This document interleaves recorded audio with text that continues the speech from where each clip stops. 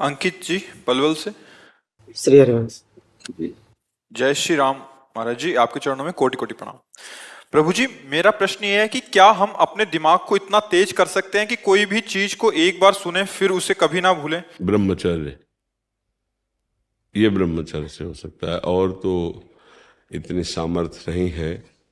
ये ब्रह्मचर्य में होता है, या पूर्व का कोई तप, जैसे छोटे से बालक में देखा जाता है भारी स्मृति, भारी ज्ञान, वो पूर्व का उसका तप है, भजन है। तो अभी जन्मा 5 वर्ष का है, 6 वर्ष का है, वो बड़ा ज्ञान उसको है, वो पूर्व का उसका स्टॉक है। पर इस जन्म में हम स्मृति को अगर, तो वो ब्रह्मचर्य ही है। अगर हम ब्रह्मचर्य का नाश करेंगे तो स्मृति नहीं रहेगी।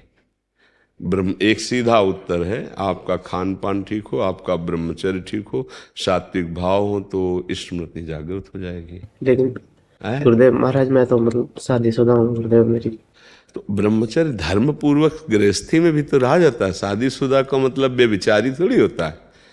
देखो, जो शास्त्रीय पद्धति है तो संतानोत्पत्ति के लिए आदेश है, उसको नियम पूर्वक अगर निर्वाह किया जाए तो एक पत्नी व्रत रखने वाला, धर्म से चलने वाला, और वैसे शास्त्रीय पद्धति प्रत्येक मासिक धर्म के बाद, जो 10 दिन के बाद लगो, संतानोत्पत्ति के निमित्त समस्त देवताओं और भगवान को नमस्कार करके वो गृहस्थ ब्रह्मचारी में, तो उसमें स्मृति की, देखो स्मृति का नाश एक काम ही कर देता है।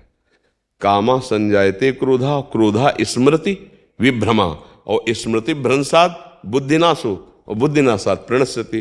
तो अगर हमारा निष्काम भाव हो तो हम स्मृति वाले बने, तो गृहस्थी कोई निंदनीय थोड़ी है, कोई निंदनीय नहीं।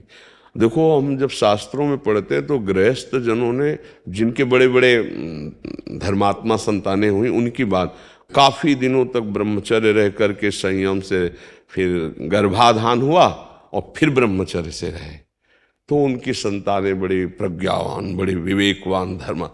ये जो गरुण जी का जन्म हुआ ना, तो 10,000 वर्ष तक ब्रह्मचर्य रहे थे कश्यप जी। उस समय तो मतलब लाखों वर्ष की जीवनायु होती थी। 10,000 वर्ष तक ब्रह्मचर्य रह करके, और जब विनता जी के गर्भ में, तो फिर उनसे भगवान गरुण जी का प्रादुर्भाव, महाबली गरुण जी, और एक छोटे बड़े पुत्र अरुण जी, वो सूर्य भगवान के सारथी बने। कई हमने ऐसे ब्रह्मचर्य रहकर नाम जप करते हुए धर्म से चले, और फिर संतान, तो उससे फिर अब पशुवत आचरण तो कहीं आदेश नहीं किया गया है। गृहस्थी में भी अगर जैसे मानो 20-22 वर्ष तक ब्रह्मचारी रहा, फिर गृहस्थी में गया तो परिपक्व फसल है। जैसे गेहूं गलेथ में हो, काट ले तो एक दाना नहीं मिलेगा, और परिपक्व फसल हो जाए तो कुंतलों अनाज सालों खाते रहो, ऐसा अनाज पैदा हो जाए।